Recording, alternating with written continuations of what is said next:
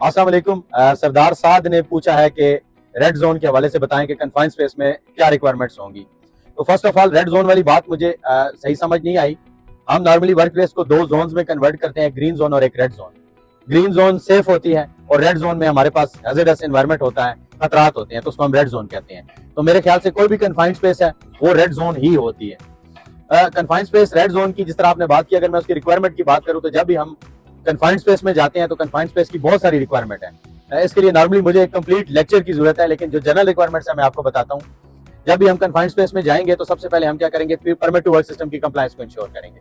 Permit to work system जो बनेगा उसमें कुछ ऑर्गेनाइजेशन हमारे पास कन्फाइंड स्पेस का परमिट बनाती हैं और कुछ ऑर्गेनाइजेशन हमारे पास डिपेंड करता है कि अगर हम कन्फाइंड स्पेस में कोल्ड वर्क परफॉर्म करने जा रहे हैं तो कोल्ड वर्क का परमिट बनाएंगी, अगर हम हार्ड वर्क परफॉर्म करने जा रहे हैं तो हार्ड वर्क का परमिट बनाएंगी, और उस हार्ड वर्क या कोल्ड वर्क के परमिट के साथ एक सर्टिफिकेशन ऐड करेंगी, that is called certification to work in confined space. तो ये ऑर्गेनाइजेशन के इंटरनल प्रोसीजर पर डिपेंड कर रहा होता है कि वो कौन सा परमिट इस्तेमाल करेगा।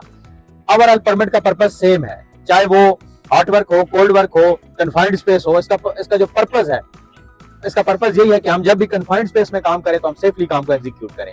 परमिट हमें स्पेसिफाई करेगा कि हमें फर्दर कौन कौन सी चीजों की तरफ जाना है। अगर तो हम किसी प्रेशराइज्ड लाइन में काम कर रहे हैं तो सबसे पहले परमिट हमें कहेगा इसको आइसोलेट कर दो, हमें उसे आइसोलेट करना होगा। अगर वो मैकेनिकल है तो मैकेनिकल आइसोलेशन होगी, अगर इलेक्ट्रिकल है तो लोटो इंप्लीमेंट होगा, इलेक्ट्रिकल आइसोलेशन होगी, तो अगर केमिकल है तो केमिकल आइसोलेशन होगी। तो ये डिपेंड कर रहा होता है कि न्यूमेटिक है तो उसमें न्यूमेटिक आइसोलेशन अप्लाई होगी, तो वो हमें परमिट स्पेसिफाई करेगा, भाई इसको आइसोलेट कर लो कन्फाइंड स्पेस में। सेकंड, जो लोग अंदर जा रहे हैं वो अथराइज जो है उनके पास कन्फाइंड स्पेस एंट्रेंट की ट्रेनिंग होनी चाहिए।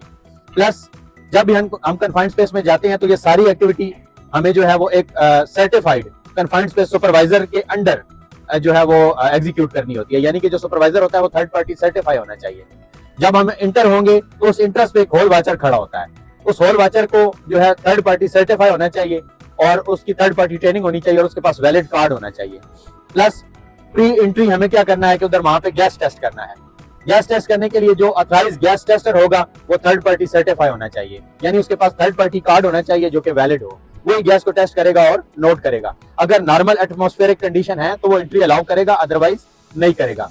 अथराइज गैस टेस्टर की अगर मैं तेजी से आपको बताऊं कि क्या चीजें जरूरत होती हैं, तो अथराइज गैस टेस्टर बेसिकली हमारी ऑक्सीजन को चेक करता है, H2S को चेक करता है, मोनोऑक्साइड को चेक करता है और लोअर एक्सप्लोसिव लिमिट को चेक करता है, LEL को चेक करता है। ये चारों चीजों को चेक करने के बाद वो हमें अलाउ करता है इंटर होने के लिए, और उसका थर्ड पार्टी होना जरूरी है। इसके अलावा जब हम कन्फाइंड स्पेस में काम करते हैं तो कन्फाइंड स्पेस में काम करते हुए जो हम इक्विपमेंट इस्तेमाल करते हैं रेस्क्यू के हवाले से, तो वो हमारे पास साइट पे मौजूद होना चाहिए और वो सारा इक्विपमेंट कैलिब्रेटेड होना चाहिए। वो सर्टिफिकेशन उसके साथ होनी चाहिए कि ये फिट फॉर यूज है। अब वो ट्राइपॉड है, वो लिफ्टिंग इक्विपमेंट आप इस्तेमाल कर रहे हैं, वो आप मैन बास्केट इस्तेमाल कर रहे हैं, जो भी आप रेस्क्यू इक्विपमेंट यूज कर रहे हैं उसकी थर्ड पार्टी सर्टिफिकेशन होनी चाहिए और वो फिट फॉर यूज होना चाहिए। कन्फाइंड स्पेस में हमें 12 वोल्ट की लाइट का इस्तेमाल करना होता है या ज्यादा से ज्यादा 24 वोल्ट की लाइट का इस्तेमाल करना होता है। मिनिमम 100 to 50 लक्स लाइट हमें वहां पे अचीव करनी होती है। होल वाचर लॉग शीट को मेंटेन करता है, एक कंट्रोल्ड एक्टिविटी एग्जीक्यूट की जाती है। जब भी आप परमिट बनाएं उसके साथ JSA, रिस्क असेसमेंट, TBT के फॉर्म्स अटैच करें, लोगों को in real time confined space के हैजर्ड्स कम्युनिकेट करें, और वो जरूरी नहीं है कि हैजर्ड बुकिश हो। जब आप काम कर रहे होंगे वो वर्क प्लेस आपको डिफाइन करेगी कि स्पेसिफिकली यहाँ पे कौन से हैजर्ड्स हैं। होप सो वीडियो बेनिफिशियल होगी। यूट्यूब पे भी मुझे ज्वाइन करें ताकि इस पे हम एक लंबी वीडियो भी यूट्यूब पे डालें और कंप्लीट लेक्चर डालें। प्लस आप मुझे व्हाट्सएप पे भी ज्वाइन कर सकते हैं और इसी तरह हम सीखते रहेंगे। Thank you very much.